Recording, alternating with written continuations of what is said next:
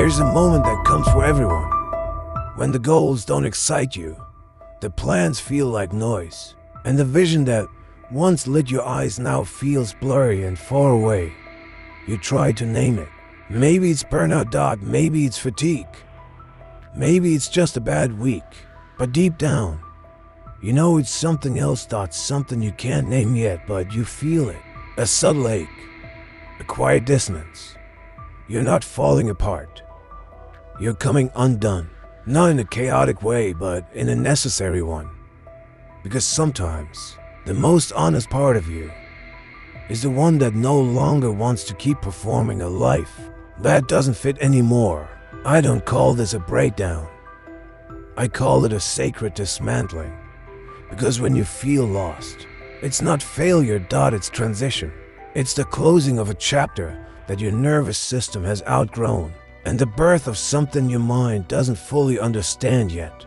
That space, that emptiness isn't emptiness at all, it's room for truth to land. But truth doesn't arrive with noise, it doesn't shout, it doesn't argue. Truth whispers, and most people only hear it when everything else has gone quiet. So if you're here right now, feeling disoriented, unmotivated, uncertain, maybe nothing's wrong. Maybe something real is finally trying to reach you on the time distorter. And this isn't a motivational talk. This is a mirror for the version of you that's been waiting for permission to stop pretending you know the way and start trusting the silence you've been running from. Feeling lost is a sign you're no longer lying to yourself. You didn't get lost. You just stopped pretending. For years, maybe most of your life, you've known something wasn't quite right, but you kept moving, kept building, kept achieving. You convinced yourself that momentum was clarity, that as long as things were moving forward, they were moving in the right direction. But underneath all that motion, there was a quiet voice, one that kept whispering, "This doesn't feel like me anymore." You ignored it, because ignoring it felt safer than stopping.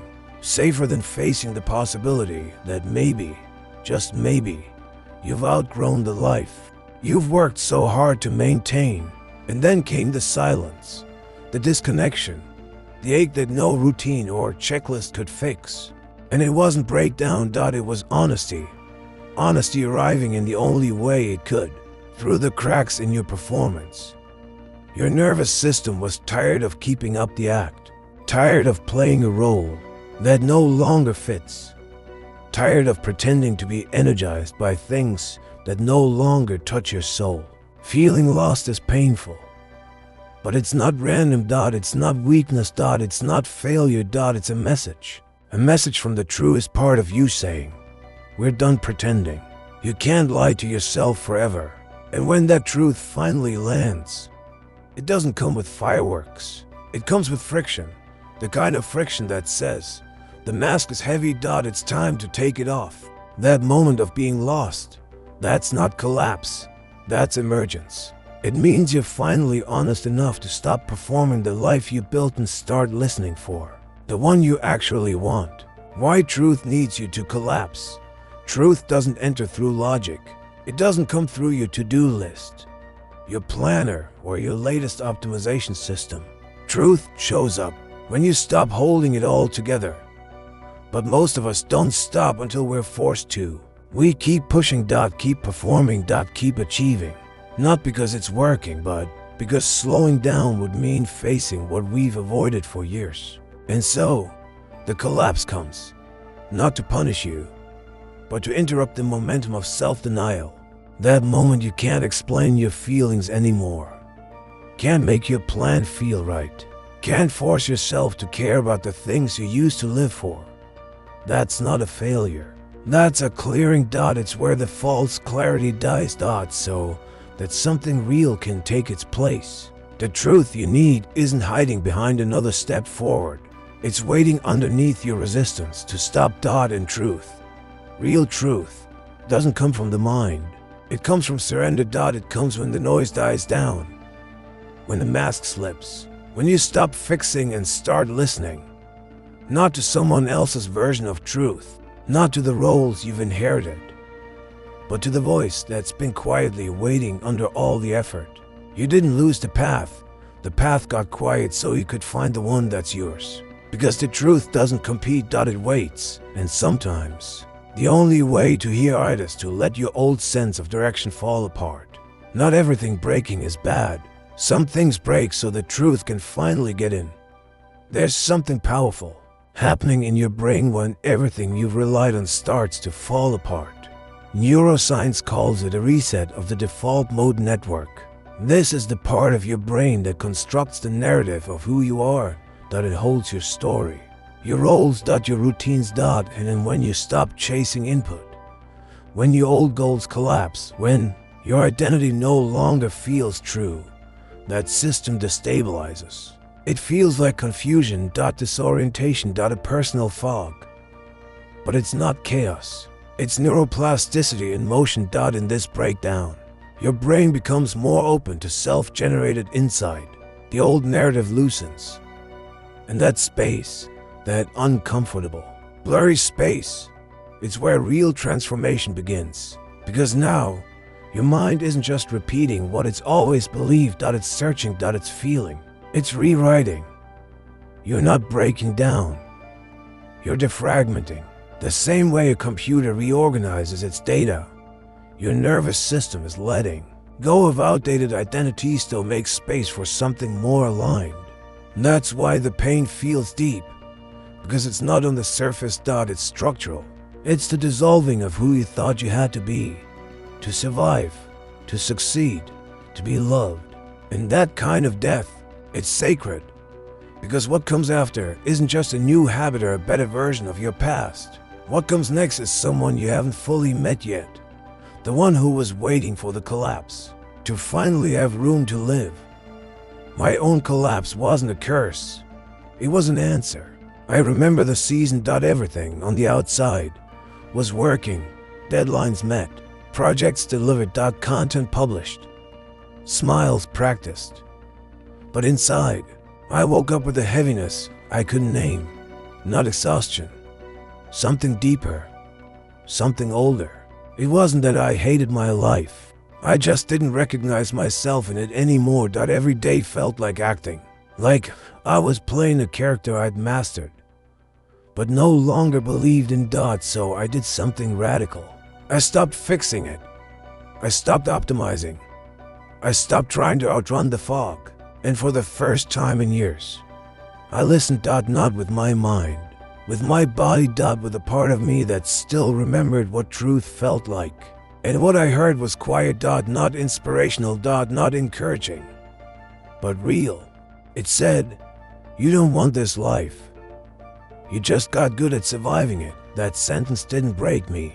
It freed me. Because in that moment, I realized I wasn't lost.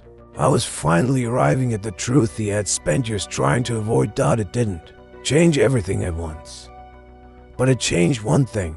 I stopped arguing with the ache and started letting it guide me. And what came next wasn't strategy. It was honesty. Honesty about what I no longer wanted.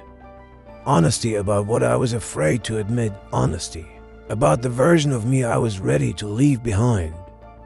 And in that space, not filled with answers, but stripped of lies, I started to breathe again. The real reason you haven't heard the truth yet. You say you want clarity. You say you're ready for answers. You ask for signs. You look for direction. But you're still living in noise. You wake up and check. Scroll. Consume. Plan. Push. And deep down, a part of you knows. Truth isn't in more information. It's in the silence you've been avoiding. Because truth doesn't force itself. It doesn't scream to get your attention. It waits. Beneath the strategies. Beneath the goals. Beneath the self-improvement rituals. It waits for the moment you stop performing stability. And the reason you haven't heard it yet? Because you've been too busy trying to manage the discomfort of your life instead of listening to what the discomfort is trying to say. Truth is quiet. Not because it's weak, but because it honors your timing. It will not compete with the noise you choose to keep. It's not on the next podcast. It's not in the next book. It's not waiting at the bottom of your inbox. It's already here. beneath the version of you that insists on knowing before trusting, planning before feeling, controlling before surrendering. Truth isn't an answer, it's a frequency, and you can only hear it when you stop asking it to sound like a plan and start letting it sound like a pause. So if you're still waiting to hear the truth, ask yourself this: have I made enough space for it to speak? Acquiesce o desenvolvimento completo do subtopico 6. When the truth finally arrives, what it feels like. When the truth finally arrives, what it feels like. It doesn't feel like fireworks. It doesn't come with applause. It doesn't feel like a breakthrough you can post about. It feels like exhale, like pressure leaving your chest, like a weight you didn't know you were carrying finally letting go. It feels like sadness that makes sense, like grief for a life you tried so hard to want and no longer need to chase. And from that sadness comes something rare. Clarity. Not the kind you write down, the kind you feel in your bones. You suddenly know where not to go, what not to force, who not to become. It's not a list of steps. It's a sense of direction that comes from removal, not addition. Truth doesn't show you what to do. It removes everything that no longer belongs. And what's left is space. The kind of space that scares you at first, because you've been so full of noise, you forgot what it's like to just be.